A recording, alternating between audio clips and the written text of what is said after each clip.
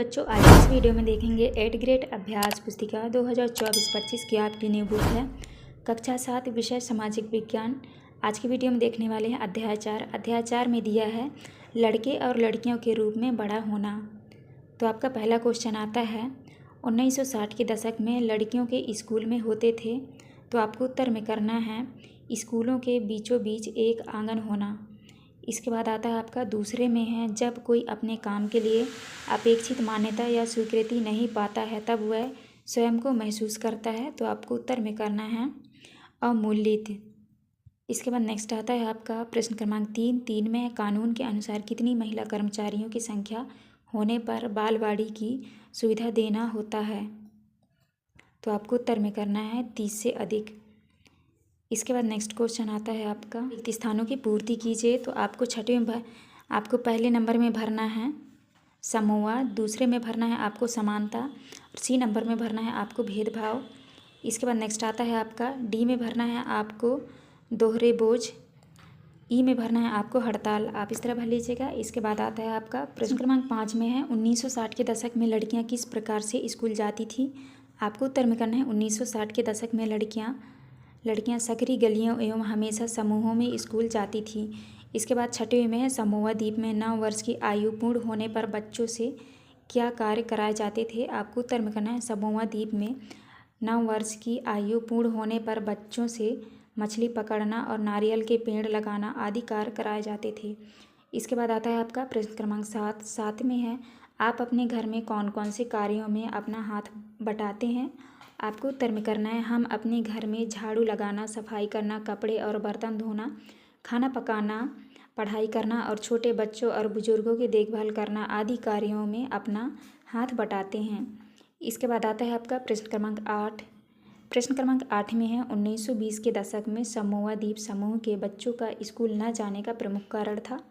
उत्तर में है 1920 के दशक में समोआ द्वीप समूह के बच्चों का स्कूल न जाने का प्रमुख कारण छोटे बच्चों की देखभाल, घर का काम, द्वीपों पर मछली पकड़ना, नारियल के पेड़ लगाना आदि है।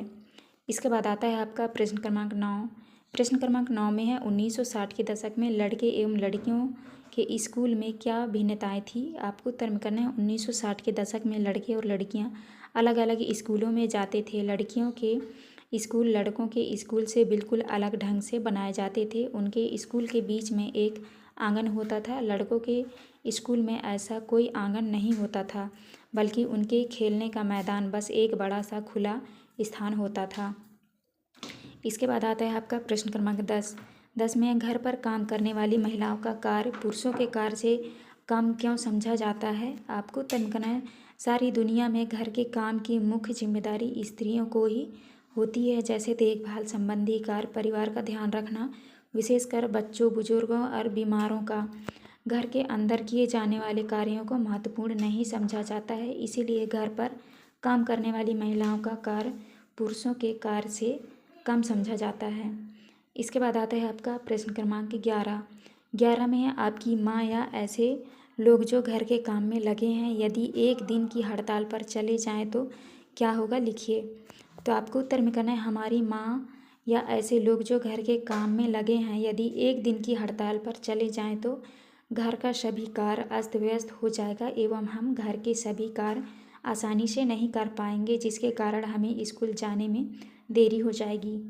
इसके बाद आता है आपका प्रश्न क्रमांक 12 में है दोहरे बोझ से क्या आशय है।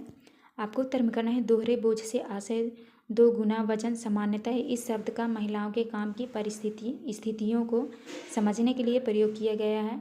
यह इस तथ्य को स्वीकार करता है कि महिलाएं आमतौर पर घर के भीतर और घर के बाहर दोहरा कार्यभार संभालती हैं। इसके बाद आता है आपका प्रश्न क्रमांक 13।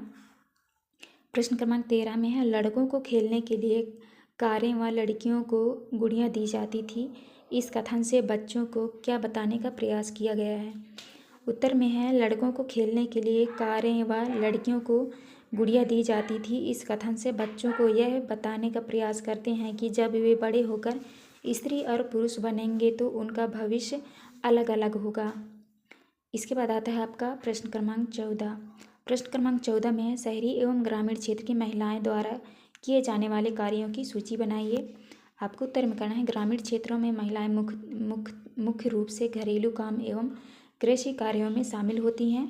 ग्रामीण क्षेत्र की महिलाएं झाड़ू लगाना, सफाई करना, कपड़े और बर्तन धोना, खाना पकाना, छोटे बच्चों और बुजुर्गों की देखभाल करना आदि। शहरी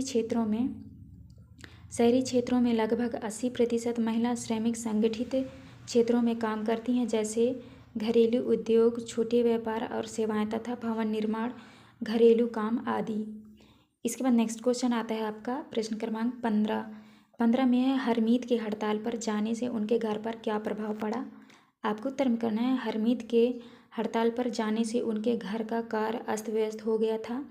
कोई भी कार्य समय पर नहीं हो पा रहा था।